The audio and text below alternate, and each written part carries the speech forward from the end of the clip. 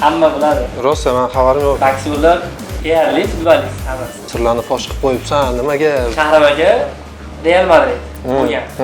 Hozirligi Real Madrid emas. To'g'risini aytadigan bo'lsam, bu nohaqlik. Lekin salomatlik bor. Meni taniydi, men uni taniyman. Jang o'tkazish uslubini qaysi mashhur bokschiga o'xshata olasiz? Messidan hozir yuradigani yo'q deb o'ylayman. Nimaga? Indamay o'tib ketganmiz janjal bo'ladigan joyga. Yushlashgacha boradigan bo'lsa, agar yuslashaman. To'g'ri, bu fikringizga qo'shilaman. Ko'rishsa-yu tezkariga qarab ko'rishsa. Aqldan nimaga bunaqa hisoblashyapti? Shunaqa odamga teskarisini qilish kerak. Men o'zim fikrim. Aziz muxlislarimiz, demak biz g'oliblarimizni ham aniqlab oldik. Xudo xolasa yana ham bundan keyin bo'ladigan janglarimizni sizlar maza qilib, miriq tomosha qiladigan janglarni olib borishga harakat qilaman. Assalomu alaykum aziz tomoshabinlar. Bugungi ko'rsatuvimiz mehmoni havaskor boksda o'z o'rnini topgan, O'zbekiston bayrog'ini yuqori cho'qqilarga ko'targan, Osiyo o'yinlarida, Osiyo chempionatida va Jahon chempionatida ham qatnashgan Iqboljon Xoldorov. Xush kelibsiz. Demak, taklifimizga yo'q demasdan tashrif buyurganingiz uchun sizga alohida rahmat aytamiz. Bugungi suhbatimiz faqat boks haqida bo'lmaydi. O'zingizni shaxsiy hayotingiz haqida ham suhbatlashamiz. Ya'ni aynan sizni boks faoliyatingiz hamda hayotingiz bilan qiziqqan muxlislarimiz siz haqingizda ma'lumotlarga ham ega bo'ladi. Demak, sportchilar o'z ustida muntazam ishlashadi. O'zingiz ham hayotingizda bo'lgan. Ya'ni boksdan tashqari o'zingizni shaxsiy hayotingizga bir oyda qancha vaqt ajratasiz va sizni kunlik planlaringiz, kunlik rejangiz qanaqa? Bizda shu O'zbekistonda mana boks o'ziga yarasha hozir o'ziga yarasha darajaga chiqib oldi. Mana butun dunyoda birinchi o'rinda turibdi. Bu o'zbekistonlik buni tagida shu narsa turadi, mashg'ulotlar birinchi o'rinda. O'zbekiston bo'yicha barcha viloyatlarda deyarli bir xil plan bo'yicha trenировkalar qilinadi, bajariladi. Misol uchun haftada dushanbadan shanbagacha trenировka kunlari. Haftaning yarmida har kuni 2 mahalda trenировka bo'ladi. Haftaning yarmida misol uchun chorshanba kuni yoki payshanba kuni bir mahal trenировka bo'ladi. Asosiy mashg'ulotlaringiz qayerda kechadi? Asosiy mashg'ulotlarimiz mana men katta boksga o'tganimdan keyin shu O'zbekiston terma jamoasiga safga qo'shilganman. Bizning trenировkamiz asosiy bazamiz Angliyada, Yangiobod degan joyda, tog'da. Boksdan boshqa yana qaysi sport turiga qiziqasiz? Boksdan boshqa futbolga juda ham qiziqaman. Basketbolga. Demak, futbol ham o'ynab turasizlar. Albatta. O'rtoqlaringiz bilanmi yoki boksyorlar bilanmi? Bizni to'g'risi boksyorlar почти deyarli futbolist hammasi. Yo'q, hammasi futbolga qiziqishadi. Hammasi 90% futbolga qiziqadi, yaxshi ham futbol o'ynaydi. Boksyorlar. Zo'r futbol o'ynaydi hammasi. Qaysi komandaga muxlislik qilasiz? Ispaniyadan Barselona klubiga. Messi uchunmi yoki umumiy jamoagami? Umumiy jamoaga, jamoaviy o'yiniga. Keyin Messi o'zi atletnik boshqa alohida. Messini ham muxlissiz.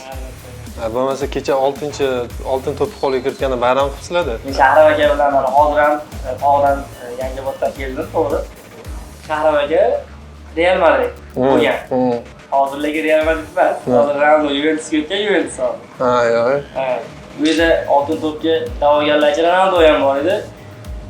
Ikkalamiz o'rtamizda juda ham qiziq Tortishdi. Holat bo'ldi. Shu oltin to'pni kim olishidan oldin. Men Messiga, Shahram aka Ronaldoga. Lekin Messi olishi aniq bo'lgan, chunki ko'rgan bo'lsangiz, Messini tayyorlab, uyda uni roliklarini ham olib, hattoki stulchalarni ham tayyorlab qo'yishgan. Hamma mehnat yarasha olish kerak. Qarasangiz, hamma tarafdan Messi oldinda demoqchimisiz? Demak, keyingi savolga o'tamiz. Siz haqingizda kamtar inson deb eshitganmiz. Kamtarligingiz bu sizning yutug'ingiz, ya'ni omadingiz. Kamtarlik nima o'zi siz uchun? Kamtarlikni men shaxsan o'zim fikrim edi. Hammaga bir xilda muomala qilib, hammaga bir xilda salomatlik, e'tibor bir xil bo'lishi kerak deb o'ylayman. Shunda hammasi joyida bo'ladi. Mana masalan siz hozir Osiyo o'yinlarida chempion bo'lgansiz, Osiyo chempionatida chempion bo'lgansiz, g'olib bo'lgansiz. Jahon chempionatida finalchi bo'lgansiz, to'g'rimi? Oldingi holatingiz bilan hozirgi holatingizda o'zgarish bo'lgan deb o'ylaysizmi, yo'qmi? Shunchalik men ham shunaqa natijalarga erishdim, lekin shaxsan o'zim uchun hali men qoniqish hosil qilgan edi. O'ylamayman o'zimdan o'zgarganman yo boshqami. Chunki har doim hammaga bir xilman deb o'ylayman. Hozircha sizni fikringiz bo'yicha hozircha hammaga bir xilsiz va u yutuqlarga erishganim yo'q, o'shandagina balki solishtira olaman demoqchisiz. Shunaqa demoqchiman. Tushunarli. Siz o'zingiz mana boks sohasida necha yildan beri faoliyat olib borasiz? Boks sohasida 13 yil 13 yil bo'ldi. 13 yil hisobida aynan Yevropada, chet ellarda professional boksga qadam qo'ygan bokschilarimiz orasida mana shu yulduzlik kasaliga chalingan, o'zini boshqa bokschilardan ko'ra ustunroq qo'ygan yoki bo'lmasam gap so'zida, muomalasi o'zgarish bo'lgan bokschilarni ko'rganmisiz? To'g'risi men aniq bir sportchini hozir ayta olmayman. O'zidan boshqacha odam bo'lgan. Misol uchun mendan imenda qaysi sportchi haqida so'ramoqchi bo'lsangiz javob berishim mumkin. Lekin shaxsan o'zim shu sportchi bunaqa bo'lgan deya olmayman. Mana masalan, bugun hozir yuqorida aytib o'tdingiz, Shahram G'iyosov bilan birga mashg'ulotlarni o'tkazib kelasizlar. Ko'pincha birga ishlaysizlar. Shahram G'iyosovda o'zgarishlarni sezganmisiz? Endi to'g'risi bu Shahram aka bilan mana 4 yildan beri men tanish bo'lsam, mendan yosh katta, 4 ming kattalar o'tgan 3 yil bo'ldi, shundan beri tanishman. Lekin men shaxsan men uchun hech qanaqangi bunaqa shu Olimpiya jahon chempioni bo'ladimi, Olimpiada mana finalchi bo'ladimi, Osiyo chempioni bo'ladimi, professional shuncha yutuqlarga erishgan taqdirda ham shu oldingi Shahram aka. Siz uchun? Ko'cha-ko'yda eshitmaganmisiz o'zgarib qolganini? To'g'ri eshitganman, endi qanaqa eshitganman. Haligi seryozni, jiddiy turib bir narsani qo'yib gapirgan odamni eshitmaganman, lekin sal o'zgarganmi, nimadir deb sal tek gapirib o'tib ketganlarni eshitganman to'g'ri. Lekin misol uchun aynan bir narsa haqida gapirsa, shunaqa ekan desa, u gap noto'g'rimi, men o'sha odamni tanimagan odamim bo'lsa ham tushuntiraman. Siz noto'g'ri o'ylayapsiz, u o'zi unaqa emas, manaqa narsa bo'lgan. Bu vaziyatda yo bo'lmasa bu vaziyatda manaqa narsa bo'lgan deb turib, agar noto'g'ri gapni aytayotgan bo'lsa, men harakat qilaman tushuntirishga. Bokschimiz haqida nima deya olasiz? Shohjahon Ergashev haqida. U bilan shaxsan tanishmisiz o'zingiz? To'g'ri, tanishman, salomlarimiz bor, lekin Shohjahon aka professional yurgan, biz mana bo'ldi kamarada men kelgandan keyin ko'rmaganman bo'ldi, birga yurmaganim sababli unaqangi yaqin muomalam yo'q to'g'risi.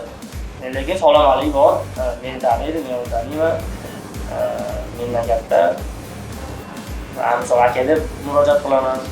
Lekin bunaqangi yaqin gaplashib nimadir o'tirib yoki telefonni yozishib bunaqa holat bo'lmaydi. Xo'p, siz Shohjahon Ergashevni boksdagi yo'nalishi, ya'ni o'zining boks jang o'tkazish uslubini qaysi mashhur bokschiga o'xshata olasiz? Ana bir javob bera olmayman bu savolga. Chunki hammani o'zini taktikasi bo'ladi. Jangda qanaqa olib boradi. Lekin aynan bitta bokschi to'g'risi hozir o'zimni mana boksga o'xshataman bo'ladi desam, o'xshamasa, bu da hozir kelgan gapni gapiraveradi deb shunaqa. Tushunarli. Siz o'zingiz qaysi buyuk bokschilarga taqlid qilasiz yoki bo'lmasam qaysiga havas qilasiz? Men professional boksda ko'proq ikkita bokschiga ko'proq qiziqishim bor va birinchisi Muhammad Ali, ikkinchisi Roy Jones. Shularni yoshligimdan shularga qanaqadir nimalarnidir o'xshatmoqchi bo'laman yoki shu o'xshamoqchi bo'laman. Qanaqa Roy Jonesga o'xshab raqsga ham tusha olasizmi? Yo'q, endi ularchalik raqsga tushadigan darajaga yetmadi-ku, lekin shu ularni jang olib borish nimasi yoqadi o'zimga. Qanaqa uslubi yoqadi. Yoshligimdan shu kelasiga. Mana sizga masalan shaxsiy savolim. Masalan, men o'zim ham Muay Thai kickboks bilan shug'ullanganman. Bizda murabbiyimiz o'rgatgan narsa shundan iborat bo'lganki, ko'cha-ko'yda urushib yurmalaring. Agar kimda kim, masalan, endi u yigitchilikda bo'ladi, ko'chada u kim bilan urushib qolasiz, boshqadir nimadir bo'ladi. O'sha holatlarda sen bilan urushmoqchi bo'lgan odamni zalga chaqiringlar o'sha perchatkani taqqaningizda perchatka orqali sparing qilasizlar. Masalan, sizda shunaqa vaziyatlar bo'lganmi? Yo'lingizni to'sgan yoki masalan sizga qanaqadir ortiqcha gap qilgan, shuni yoki ukangizni xafa qilgan, shunaqa paytlarda ko'chada urush, janjal qilgan paytingiz bo'lganmi? Men to'g'risi bunaqa vaziyatlar ko'p bo'lgan, siz aytgan muammoli vaziyatlar juda ham ko'p bo'lgan. Hammasi bo'lgan menda. Deyarli hammasi siz aytganda hammasi bo'lgan. Lekin bu mushtlashishgacha bormagan. Chunki men aniq eslolmayman hozir kim bilan qayerda qachon urushganman yo kimni urganman. Men eslolmayman to'g'risi. To'g'ri urushganman yoshligimda. Sen bundan qo'rqasanmi, qo'rqmaysanmi qilib bo'lgan ular. Lekin men o'zimni ancha yillardan beri men kim bilan qachon mush bilan urushganimni to'g'ri eslolmayman. Yo, aynan sport, mana shu boks bo'yicha shug'ullanganingizdan keyin qiz bolani xafa qiladigan joyi bo'lishi mumkin yoki bitta kuchi unaqa ko'p bo'lmagan bolani yoki masalan bitta bolani 3-4 talash uradigan joyi bo'lishi mumkin. O'shanaqa vaziyatlarga ham to'g'ri kelganmisiz? Yo'q, bunaqa vaziyat to'g'ri kelmagan ba'zi. Misol qiz bola. Nega indamay o'tib ketganmiz janjal bo'ladigan joyda? Yo'q, bunaqa vaziyat ko'rsam, lekin indamasdan o'tib ketaman degan narsa bo'lishi mumkin emas. Uni men borib mushlashishgacha boradigan bo'lsa, agar mushlashaman.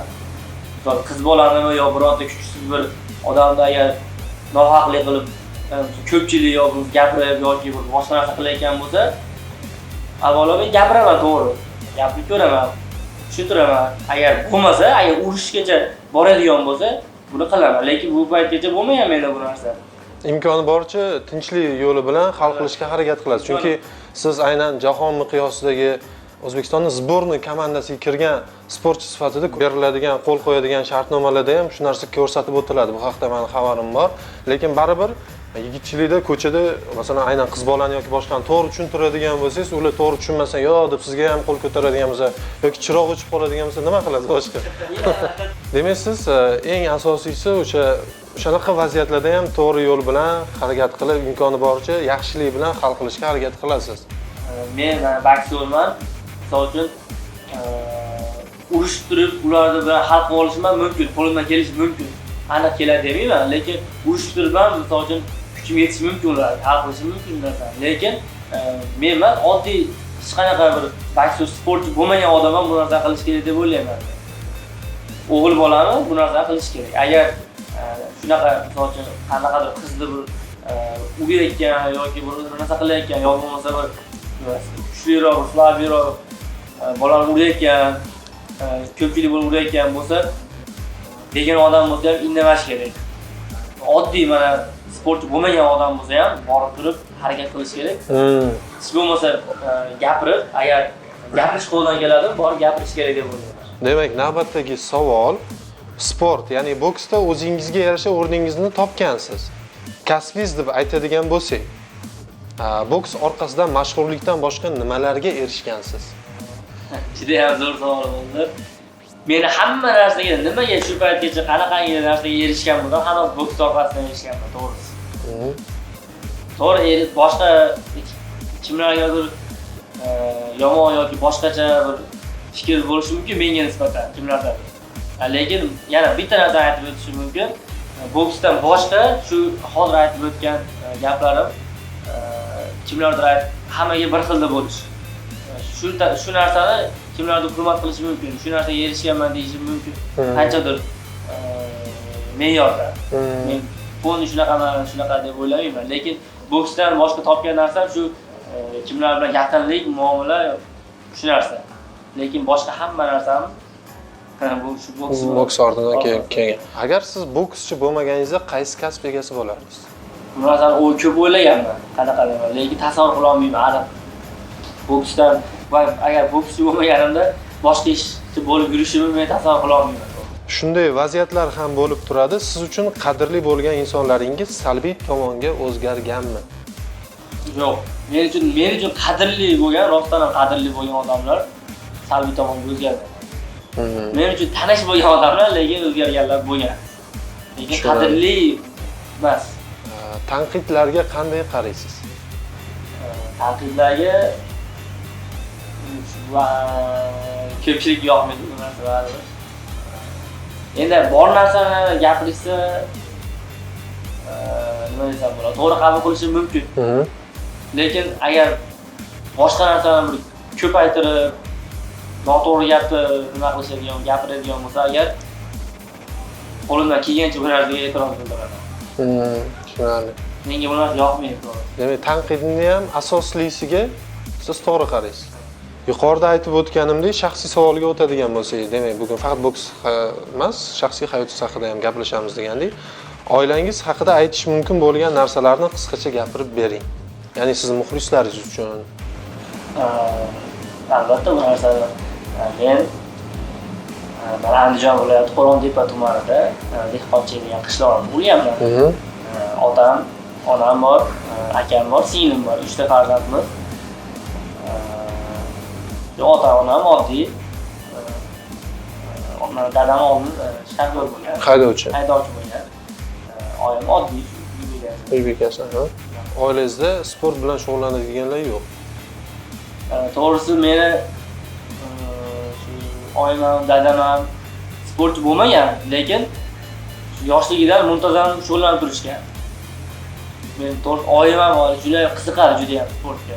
O'zim ayol kishi bo'lsa ham hamma sport ko'radi pastda. Deyarli hamma sport ko'radi. Men boksni gapirmasam bo'ladi. Men boksga kelgandan keyin o'sha boksyorlar hammasi men даже ona boksyor urushdi desa ba'zi o'ylanib qolaman, qaysi deb qolaman. Men ko'rmagan bo'lsa. Hozir masalan uydagilarini onam ham qiziqadi dedingiz-ku. UFC'ni yengil vazn toifasidagi chempion Habib Nurmagomedov taniysiz.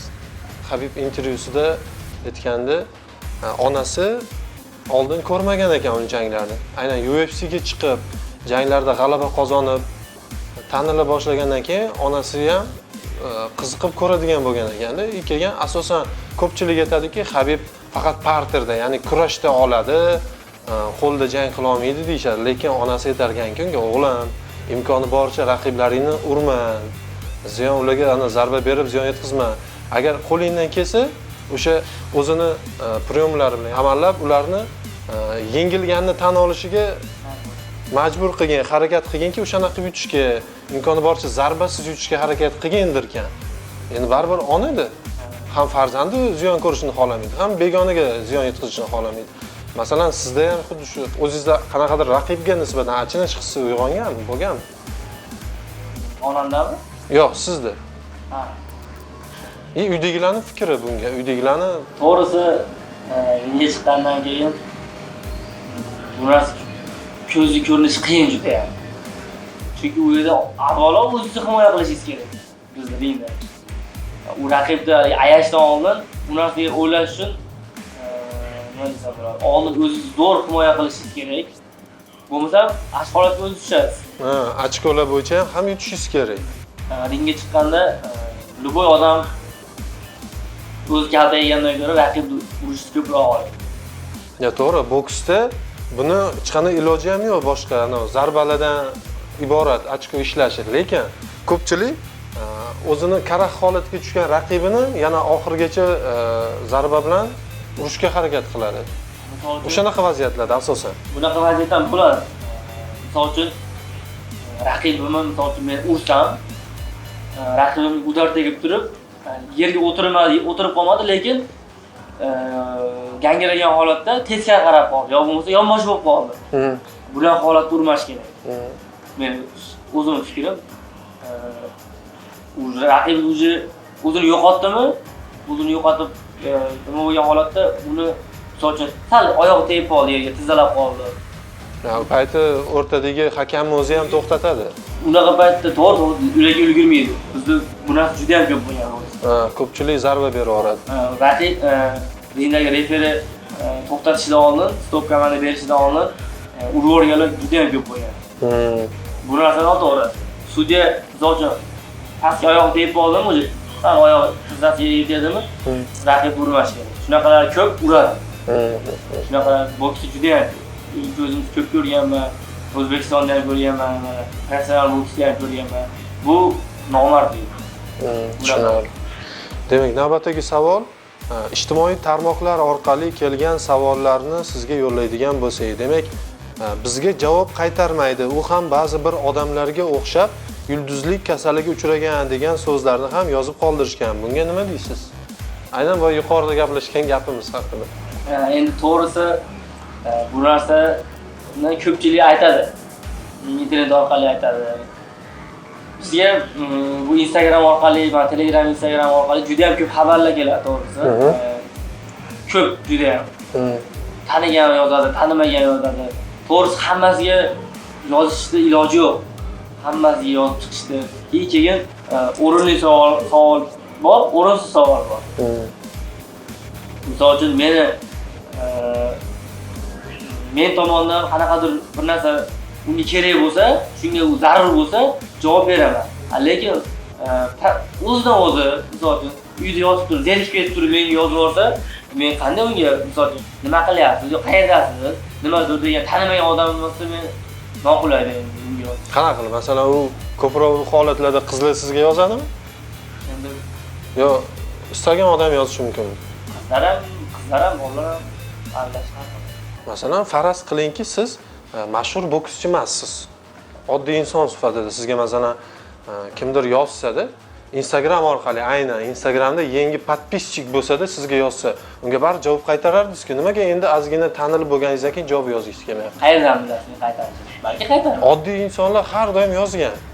Mana misol uchun sizga qiz bola haqida gapirdingiz menga. Endi o'ylang, bitta mana ko'p qizlar yozadi, ko'p bolalar yozadi menga. Menga emas, hamma taniqli, kimdir psixologik taniqlimi, kimdir misol uchun gaplashib keladi, kimdir nimadir qilgisi keladi. Siz aytayapsiz, mana qiz bola deyapsiz, to'g'rimi? Bo'pti, men javob yozdim deydi shu qizga. Yana bittasi yozdi, unga javob yozdim. Yana bittasi yozdi, unga javob yozdim. Hammasiga javob yozdim. Keyin o'zingiz o'ylang, bu bitta hozir men bitta odamga yozmasdan yomon ko'ringanim yaxshimi? Yo bo'lmasa hammasiga yozib turib, xalq ovozi bo'lib yomon ko'ringanim yaxshimi? Bu qizlar bilan hamma bilan gaplashadi. Qizlarni shunaqa. Ya, uni ham qonun qoidasi bor. Masalan, yaxshimisiz, rahmat, yaxshi, o'zingiz qalaysiz, charchamayapsizmi, qattansiz deb, yoshingiz nechida desangiz, bu yomon narsa. Lekin rahmat, yaxshi, nima bilan bandsiz, ayni paytda masalan trenirovka dedim yoki mashg'ulotda edim, javob bera olmasam, iltimos uzr deb yozish ham mumkin-ku. Unaqa yo'li ham bor-ku. Sizda muxlislar ko'paygan, o'shancha o'zgargansiz. Savollar ko'paygan, yozuvchilar ko'paygan sizga. Masalan, oddiy savol bo'lsa ham sizning hayotingiz qiziq odamlar uchun. Masalan, hammani uzr gapingiz bo'ldi. Men hamma muxlislarimni menga umuman mana shu hattoki yomon gapirib yozsa ham hammasini hurmat qilaman. Chunki qanaqadir qiziqish bor, keyin yozadi. O'z-o'ziga nima qiladi? Men hamma muxlislarimni, ayol kishimi, kampirmi, chongmi, yosh bolami yoki qiz bolami hammasini hurmat qilaman. Mana hozir mana kimdir ko'radi bu videoni, kimdir ko'rmaydi, lekin hammasini birdek hurmat qilaman. Mana hozir ko'radiganlar, ko'rayotganlar, yoza olmaganlarim, javob yozib qaytara olmaganlarim xafa bo'lmanglar. Shunaqa vaziyatlar bo'ladi, javob yoza olmaydigan vaziyatlar bo'ladi yoki bir nima bilan chalg'agan yoki ko'rmay qolgan bo'lamiz. Xafa bo'lmanglar, men hammalarni hurmat qilaman. O'zingizlar kelsanglar, xohlagan nima bo'yicha gaplashishimiz mumkin, lekin bu internet orqali misol yoza olmay qolgan bo'lsam yoki ko'rmay qolgan bo'lsam, xafa bo'lmanglar. Hammalarni hurmat qilaman. Demak, Iqboljon bilan ko'rishib gaplashmoqchi bo'lganlar tashrif buyurib, yuzma-yuz suhbatlashishinglar mumkin. Mana shu yerda Instagram sahifasi yoki emas, umuman ijtimoiy tarmoqlarda savol yo'llab javob ola olmaganlar, qiziqqanlar to'g'ri tushunasizlar degan umiddamiz. Demak, ijtimoiy tarmoqlardan kelgan navbatdagi savolni o'qiyman. Bitta davlatdan bir vaznda ikki bokschi bir bo'ladi, bilishimcha. Nega bizdan bormidi? Bir vaznda ikki bokschi. Hamidulla Ali birinchi raqamli bokschi aytayapti, to'g'ri? Bu savolni bergan odam agar sizni ko'radigan bo'lsa, siz adashyapsiz. Hech qaysi davlatda, hech qaysi boshqa bizdan boshqa davlatda, boshqa butun dunyoda bitta davlatda ikkita birinchi nomi birinchi raqamli bokschi bo'lmaydi. bir vaznli, ha? Qayerda ko'rgansiz? Chempion ikkita bo'lgansiz. Chempion, ikkita jahon chempioni yoki dunyo chempioni ikkita bo'lganda hech yerda yo'q bu narsa. O'zbekistonda ham nimaga birinchi, ikkinchi, uchinchi o'rin qilib qo'ygan? Ikkita birinchi o'rin, bitta ikkinchi, bitta uchinchi o'rin qilib qo'ygan. Hamma narsa hamma davlatda bitta. Bitta bo'ladi. Bu qayerda ko'rgan, kimni ko'rgansiz, ko'rgan bilmayman to'g'risi. Menimcha o'zlarini qiziqtirgan savol bo'lsa kerak. O'zini agar bilmasangiz, bilib oling, bu narsa bo'lmaydi. Hamma joyda birinchi raqamli sport bitta bo'ladi. Masalan, anaqa narsa ham chiqdi-ku. Shahram G'iyosov bilan Shohjahon Ergashev ikkalasi jang qilishi mumkinmi? Ularning vazni tengmi? Ba'zi endi shu narsani aytmoqchiman, ularning vazni teng. Lekin bir-biriga chiqishi uchun qanday? Ikkovi ham birinchi o'rinda emas. Lekin ikkalasi ham mashhur. Ikkalasi ham mashhur. Qachonki bittasi birinchi o'ringa chiqadi, shu zo'r bo'ladi. Jahon chempioni bo'ladi, qachonki bittasi shu zo'r bo'ladi. Keyin ikkinchisi bunga da'vogarlik qilib turib uni yutsa, bu zo'r bo'ladi. Shunaqa. Hozir ikkalasi ham zo'r, qanaqa zo'r? O'zini vesida ikkalasi ham bitta emas. Bundan Shahram G'iyosov qaysidir yo'nalishda kamarni qo'lga kiritgan. Shohjahon boshqa yo'nalishda. Endi sekin mana misol uchun uchburchak sizga tushuntirsam, uchburchak joy bo'lsa, eng keng joydan bular chiqyapti. Tushunarli. Sekin chiqib keladi uchiga. Agar uchiga keladigan bo'lganda, qaysi bir uchida tursa, shunisi kuchli bo'ladi. Ikkita odam tepasida tura olmaydi, bittasi turishi mumkin. Tushunarli. Navbatdagi savol Muzaffar Olmatovdan. Siz hozir Shahramni vesiga o'tgansiz. Tushish yo'nalishingiz bir xil deyarli. O'zbekiston chempionatida Bobo Usmonga yutqizib qo'ydingiz. Vazningizni tushirasizmi Olimpiadaga borish uchun yoki shu vaznda Bobo Usmon bilan raqobat bo'lib borasizlarmi? Hozir men mana bizning istarimiz boksda 10 ta vez bo'lardi. 10 ta vazn bo'lardi. Hozir bizda shu boks butun dunyo boks nimasi tomonidan kengash tomonidan bu narsa qisqartirilib 8 ta vazn bo'ladigan bo'ldi. Qisqartirish. 10 tani 8 ta qildi. Endi vestlarni surish kerak. Qaysidir bir-biriga yaqin qilib, qaysidir uzoqroq qilish kerak. Meni vesimda sal nima desam bo'ladi? Ozgina pastga o'zgarish bo'ldi. 64 kg 63 kg bo'ladigan bo'ldi. Keyin men shunaqa tez bo'lib ketdi bu narsalar. Bu bizni mana Osiyo o'yinlari o'tkazilgan 2018-yili Osiyo o'yinlari bo'ldi Indoneziyada. Shu yerda 64 kg tushdim, birinchi o'rinda oldim. O'sha shundan keldik, sirasi bu narsalar bo'lib ketib qoldi. Men o'sha nima desam bo'ladi? 64 emas, 60 kg ga ham yana qaytarishga ulgurmadim desam ham bo'ladi. Keyin vesim ko'tarildi. 69 tushishga ko'proq majbur bo'ldim. Keyin mana hozirgi kunda mana muntazam trenirovkalar hammasini olib boryapti, xudo xolasa. Veslar bunaqa ko'p darajada emas. Endi hozirgi o'zim maqsadim 63 kg dan o'zim eski vesimga qaytish. Deyarli eski vesimga qaytish hozir o'zim maqsadim. Shahram G'iyosov ham hozir shu vazndami? Yo'q, Shahram G'iyosov hozir 69. Men hozir 69 ga ko'targandim boshida. Endi hozir men o'zimni vesim ham ancha tushgan, 63 kg ga yana qaytmoqchiman o'zimni vesim. Tushunarli. Xo'p, navbatdagi savol Ne'matullayev Shukurullo. Assalomu alaykum Iqboljon. 2017-yilgi Germaniyada bo'lgan jahon chempionatidagi mezbon raqibingiz bilan kechgan qiyin jangingiz boshqalardan qanday farq qiladi? Yana shunaqa vaziyatlar bo'lganmi? Bu juda ham men uchun qadrli bo'lgan jangim haqida savol berilibdi hozir. Bu meni mana hozirgi kungacha kimdir tanigan bor. Men taniganlarda meni tanishga sabab shu jangim bo'lgan deb o'ylayman. Gapirib bering. Chunki bu jangim mana birinchi men kattalarga o'tgan birinchi katta musobaqam. Shu yil o'zi Olimpiadadan keyin men kattalarga o'tganman. 2016-yil Olimpiada bo'ldi. 2017-yilga men yangi chiqdim. Farzandan aka mana G'oyib Nazarov Olimpiada birinchi o'rinda olgan. Hamma biladi buni. Men eski 64 vesimda. Farzandan aka praktikaga ketgandan keyin bu vesda men qoldim. 64 kg men shu vesda men birinchi nomer bo'ldimda. O'zi eng katta Osiyo chempioni bo'ldim. O'sha jahon chempionatiga sirasi jahon chempionatiga chiqdim.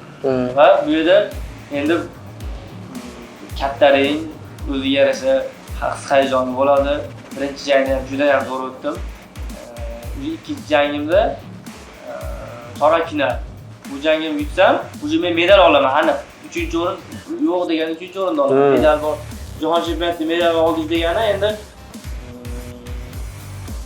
misol uchun endi kattalarga o'tgan boshqalar uchun ham, lekin endi kattalarga o'tgan yoshroq bola uchun kifoya bo'ladi ko'pincha.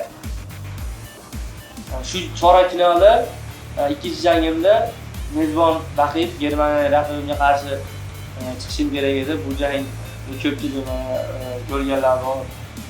Juda ham menga katta to'siq bo'lgan. Juda ham katta. Faqat jangni o'zi emas, menga bu odam psixologik ham ringdagi sudya, atrofdagi sudya hamma tomondan menga bosim bo'lgan.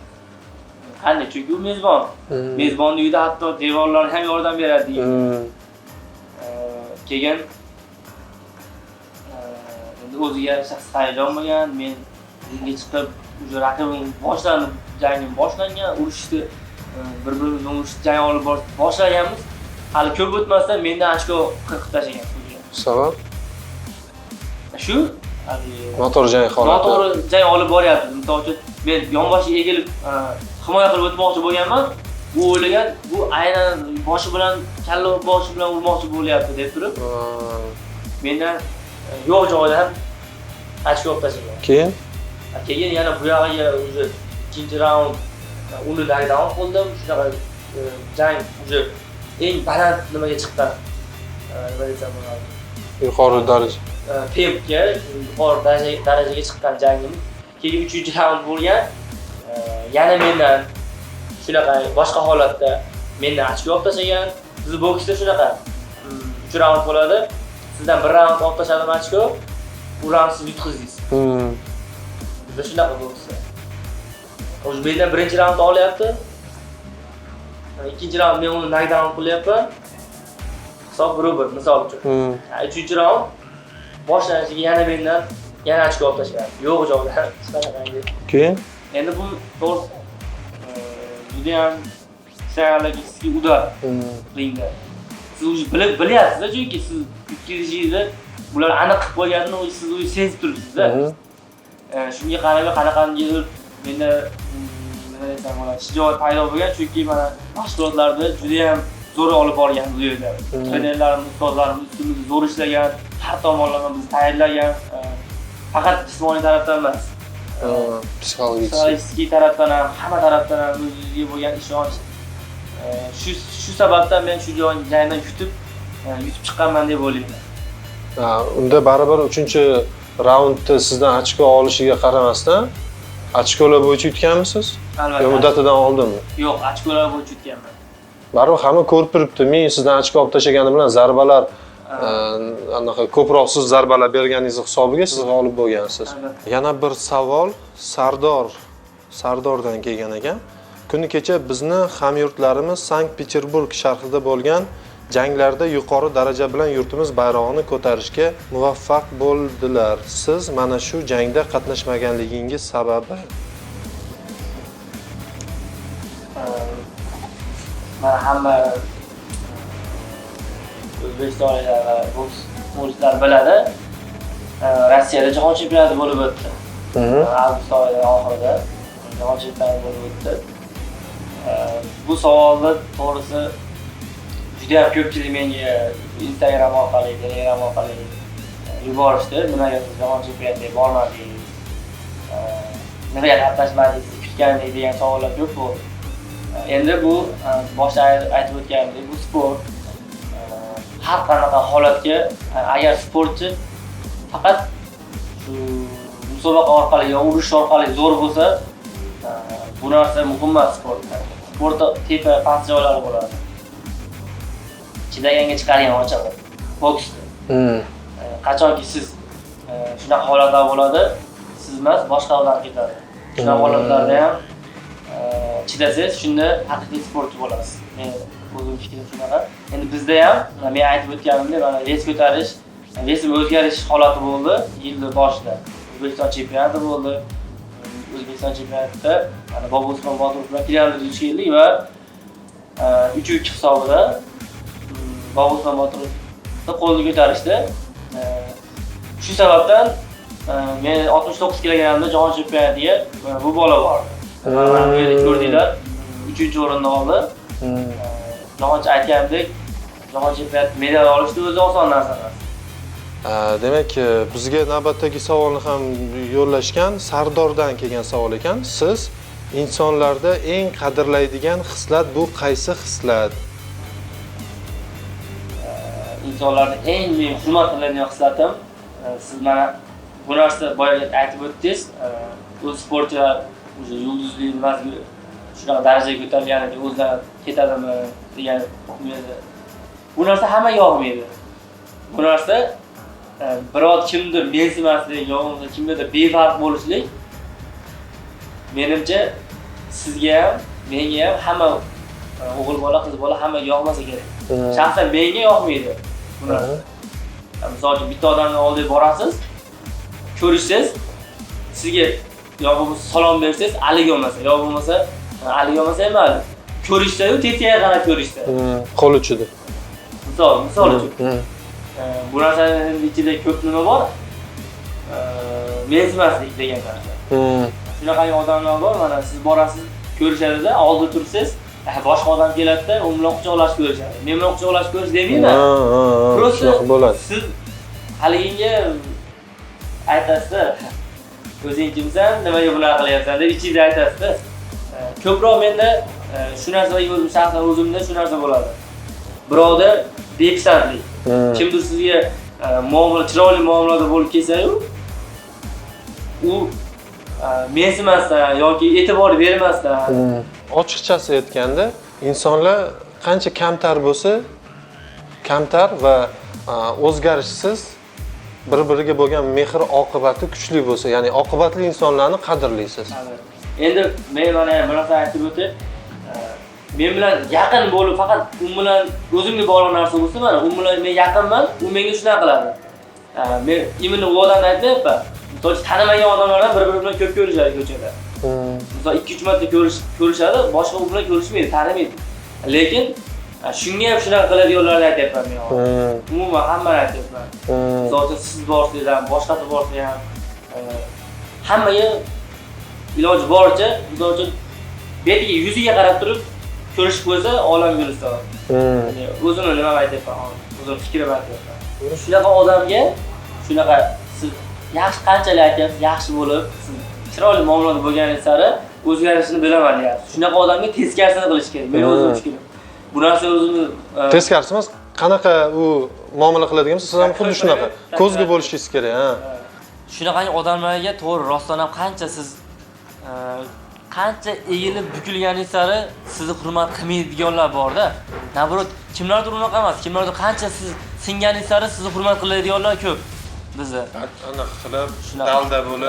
Bu shunaqa bola sodda yo bo'lmasa har safar hurmatda deb turib, yana ham yaxshi muomala. Lekin shunaqalar bor, shu sizni soddalik qilib hurmat qilayotganingizni noto'g'ri nima bilan o'zini o'lchov bilan o'lchaydiganlar bor.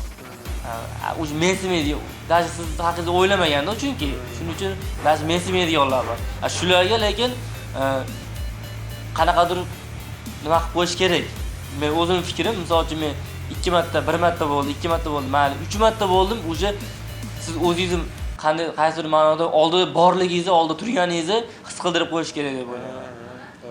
Hamma, chunki hamma odam, u ham bir xil. Bu ham ikkita oyog'i, ikkita qo'li bor, siz ham ikkita oyog'i, ikkita qo'lingiz bor. Hamma bir xil, lekin u narsani qaysidir qo'lingizdan kelsa agar, qo'lidan kelsa nima qilib qo'yish kerak? Ayni hozirgi paytda shunaqa odamlar ko'proq. Albatta. Ijtimoiy tarmoqlardan sizga yetib kelgan savollar bilan tanishdingiz. Sizga qaysi savollar asosan ma'qul keldi? G'oliblarni tanlab olish kerak. G'oliblar bu oson emas, to'g'risi juda ham ko'pchilik yaxshi savollar bergan, lekin shaxsan endi o'zimni nima desam bo'ladi, o'zimni sal uyg'otib olgan desam ham bo'ladi.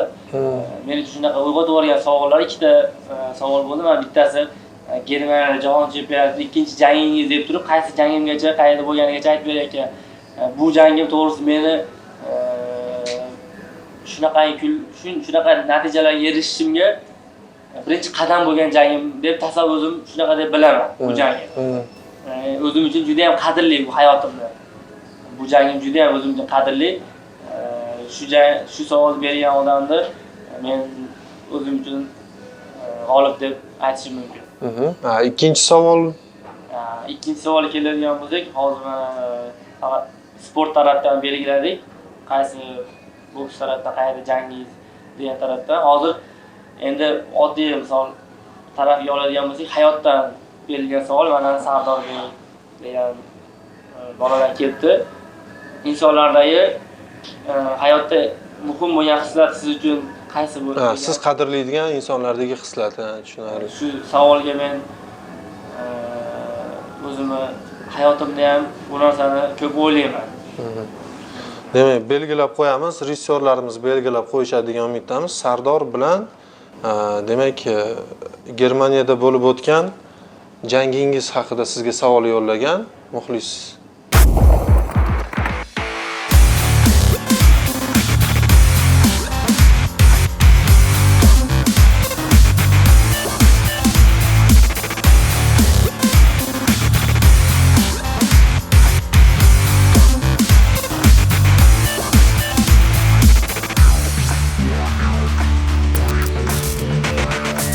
Assalomu alaykum aziz muxlislar. Demak, biz Iqboljon Xoldorovning Instagram sahifasiga yuborilgan eng qiziqarli savollar sohiblarini tanlab olganmiz. Ya'ni aynan Iqboljon Xoldorovning o'zlari tanlab olganlar.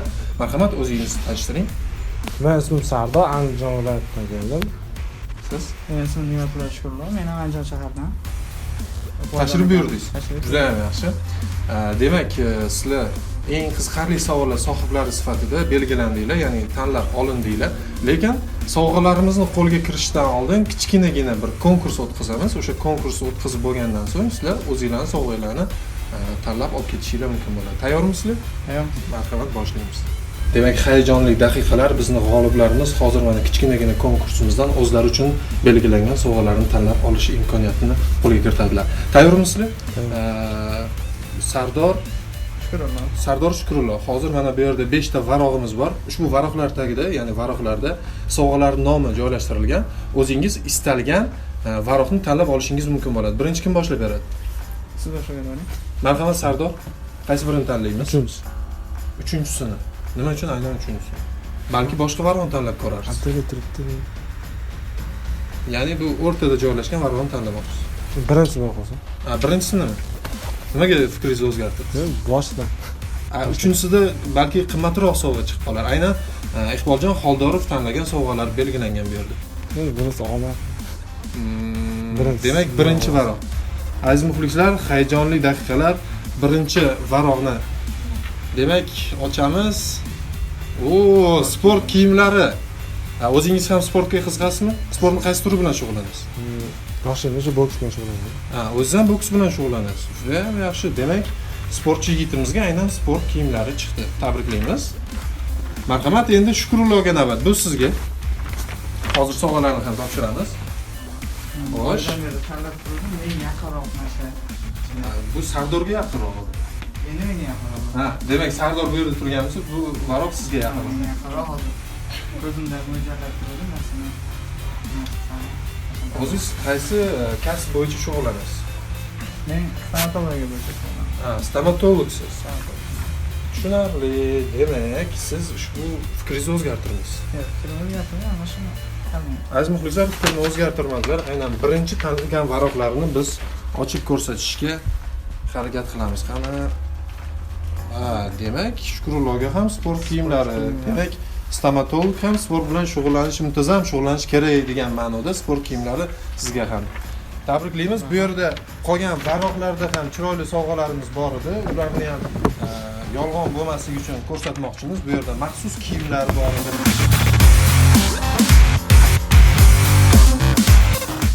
Sizlar eng chiroyli savollarni yo'llagan Osiyo chempioni, Jahon chempionatining finalchisi Iqboljon Xoldorov sizlarga sovg'alarni topshiradi. Tabriklaymiz. Marhamat, Iqboljon Xoldorovni kutib olamiz.